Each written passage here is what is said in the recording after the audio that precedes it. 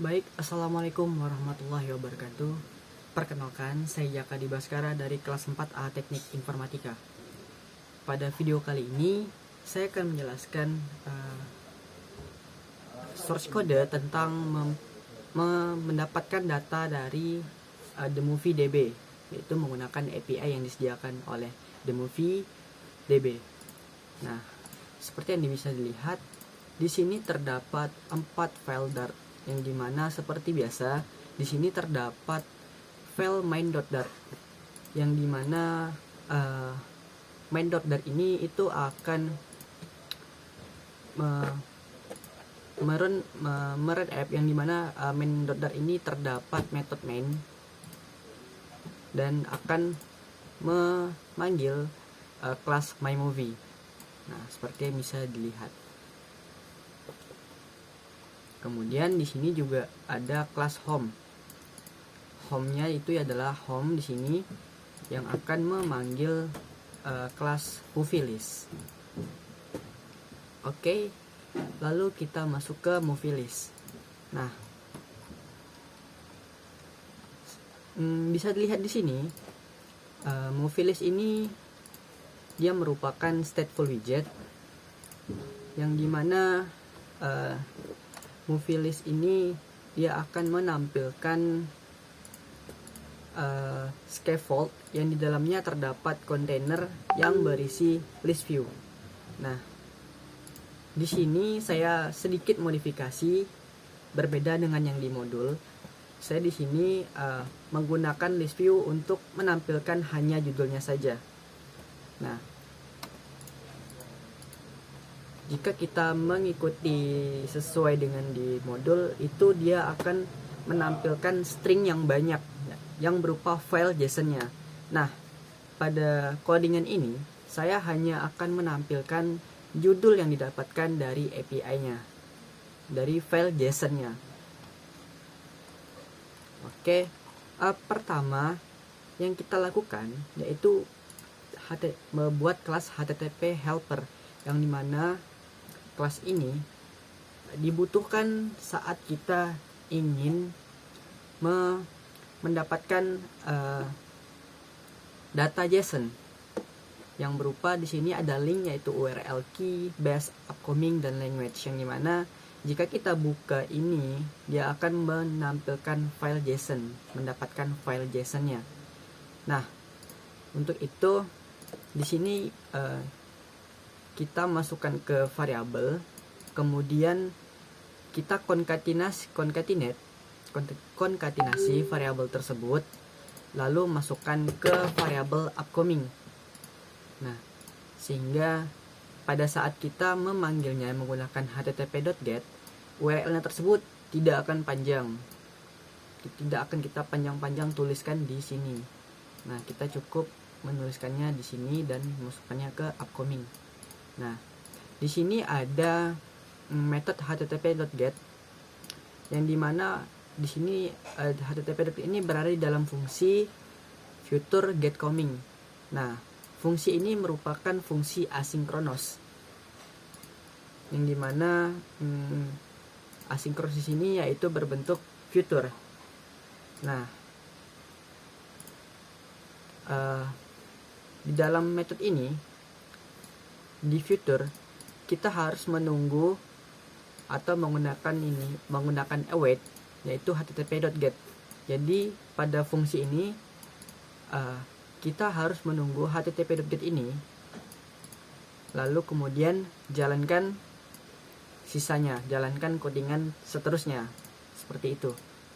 Nah, di sini terdapat http.response, yang dimana response ini memiliki body dan header. Nah, setelah dia dapat http.get, dia akan dimasukkan ke dalam variabel result yang bertipe data response.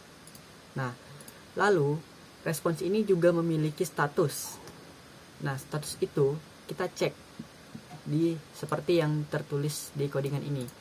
Jika status tersebut oke, maka lanjutkan codingan ini, dan jika tidak, maka kembalikan list kosong. Mengapa mengembalikan list kosong? Karena tipe data dari fitur ini yaitu list. Nah, seperti itu. Jadi nilai kembali dari fungsi getUpcoming ini yaitu berbentuk list. Seperti yang bisa dilihat di sini. Nah, status code ini dia merupakan status code dari result ini yang bertipe data response. Nah, dia akan mengecek apakah HTTP status.ok atau berkode 200. Nah, ada kondisi di mana HTTP tersebut tidak didapatkan, yaitu berkode 404 seperti yang biasa ditemukan. Jika kita tidak menemukan URL tersebut, maka tulisannya 404 not found. Nah, setelah dia mengecek statusnya oke, selanjutnya di sini ada variabel JSON response yang dimana variabel yang mana di sini terdapat fungsi untuk mendekode atau mengubah objek JSON menjadi objek yang bisa dibaca oleh Dart. Nah, yang bisa dibaca oleh Dart atau menjadi objek Dart. Oke, intinya di sini JSON.decode ini yaitu adalah untuk mendekode file JSON dan hanya mengambil result.body. Jadi di sini hanya dia mengambil result.body-nya. Nah, kemudian JSON response ini itu memiliki sebuah header, memiliki sebuah atribut-atribut lain. Nah, di sini kita hanya memerlukan resultnya saja. Oleh karena itu di sini kita hanya panggil JSON response dalam kurung kotak ini result, yang berarti kita hanya memanggil key dari result saja dan akan disimpan di variabel movies map. Nah, setelah itu movies map ini akan kita ubah dari yang awalnya map menjadi list. Nah, setelah dirubah menggunakan fungsi yang ada di sini, itu maka list tersebut akan ditampung ke dalam variabel movies. Nah, dan terakhir maka kembalikan nilai movies atau return movies. Nah, yang dimana fungsi ini haruslah mengembalikan nilai list. Seperti itu. Itu untuk penjelasan dari codingan HTTP helper ini. Selanjutnya di sini ada movie list dan movie. Nah, kelas movie sendiri itu di sini ini ada movie.fromJSON to list. Yang dimana data JSON ini akan kita ubah ke dalam bentuk movie. Nah, yang dimana movie ini memiliki ID, title, vote average, release date, overview, dan poster path. Nah, file JSON yang kita ambil itu datanya sangat banyak. Nah, di sini kita hanya memerlukan ID, title, vote average, release date, overview, poster path. Nah, oleh karena itu kita buat kelas movie ini untuk menampung nilai yang diambil tadi. Jadi kita mengubah objek JSON menjadi movie. Nah, di sini terdapat konstruktornya yaitu movie this ID dan lain-lain. Nah, kemudian di sini ada movie.fromJSON, di mana ini merupakan konstruktor name konstruktor. Nah, di sini dia memiliki parameter map. Nah, yang di dalamnya terdapat ini ID, title, vote average, release date. Nah, yang dimana parse JSON ini akan mengambil key dari yang ada di sini. Nah, seperti ID, title, vote average, release date, overview, poster path. Nah, yang dimana file JSON tersebut memiliki atribut-atribut ini yang akan kita panggil nantinya. Nah, setelah movie, nah, dan kita panggil di sini movie.fromJSON. Oke. Nah, kemudian di sini ada movie list. Movie list di sini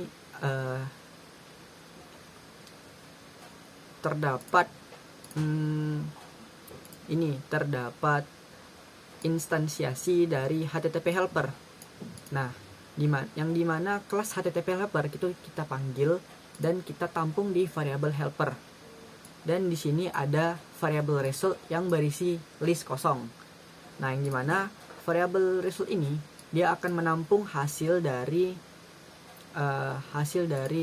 metode getUpcoming nantinya. Nah, setelah itu di sini ada void init state. Seperti biasa, init state adalah state yang pertama kali ada atau pertama kali dijalankan saat aplikasi atau state itu dimulai. Nah, di sini HTTP helper sama dengan HTTP helper. Ini fungsi untuk menginstansiasi, memanggil HTTP helper. Kemudian di sini ada di dalam method build, di situ terdapat helper.getUpcoming, yang dimana getUpcoming ini itu merupakan fungsi dari HTTP helper yang tadi kita panggil. Nah, jadi helper ini variabelnya .getUpcoming memanggil ini yang berupa itu adalah metode asinkronos. Nah, di sini ada den. Den ini berfungsi bermakna ketika metode asinkronus ini selesai atau mendapatkan datanya, maka dia akan lakukan yang ada di sini selanjutnya. Nah, yaitu yang akan dilakukan setelah datanya didapat, yang dimana ini ada parameter value yang berisi data dari getUpcoming ini. Nah, kemudian di sini ada set state, yang dimana nantinya result yang awalnya list kosong itu kita masukkan data dari function getUpcoming tadi. Nah, data yang diambil dari the movie DB tadi. Nah, data JSON tadi kemudian dimasukkan ke result. Nah, seperti itu. Setelah data didapatkan, maka di sini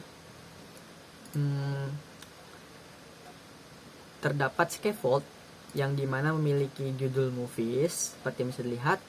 Nah, kemudian di sini ada container dan list view builder.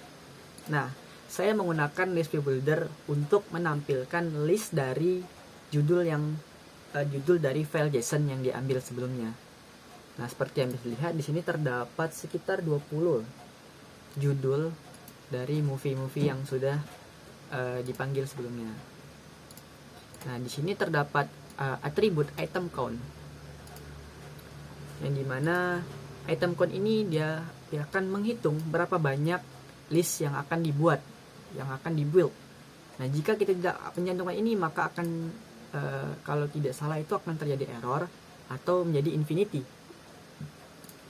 Nah, makanya kita batasi menggunakan item count, yang dimana item count ini itu berisi dari jumlah list yang telah dibuat sebelumnya, yaitu result.length, panjang dari list result. Nah, kemudian di sini ada item builder yang berupa isinya dari list tersebut, yang terdapat konteks dan indeks, yaitu nah di sini kita memanggil result index keberapa dan judulnya title. Nah, ini untuk memanggil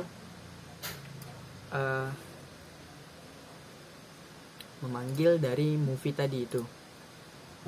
Nah, movie atau dari seperti memanggil file JSON-nya.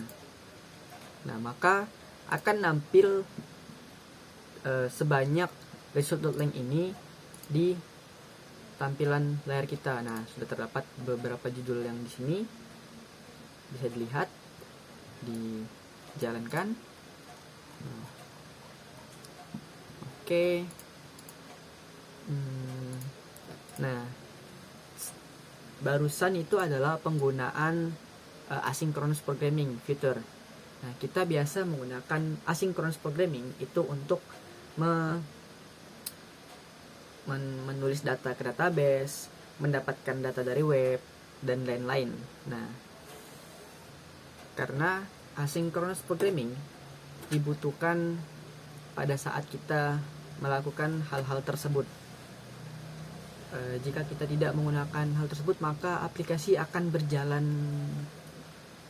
sangat lambat ketika membutuhkan data yang sangat besar. Nah, jika tidak menggunakan asinkronus, maka saat dia mengeload data yang sangat banyak, itu akan membuat aplikasi bakal menunggu sangat-sangat lama hingga data tersebut selesai di load. Nah, dan jika kita menggunakan asynchronous programming, maka data tersebut bisa ditunggu terlebih dahulu dan dia akan menjalankan fungsi-fungsi lainnya sembari menunggu data yang baru itu didapat. Nah, setelah data itu didapat, maka akan ditampilkan di fungsi yang di bodinya. Nah, seperti itu. Demikianlah penjelasan dari saya. Terima kasih. Wassalamualaikum warahmatullahi wabarakatuh.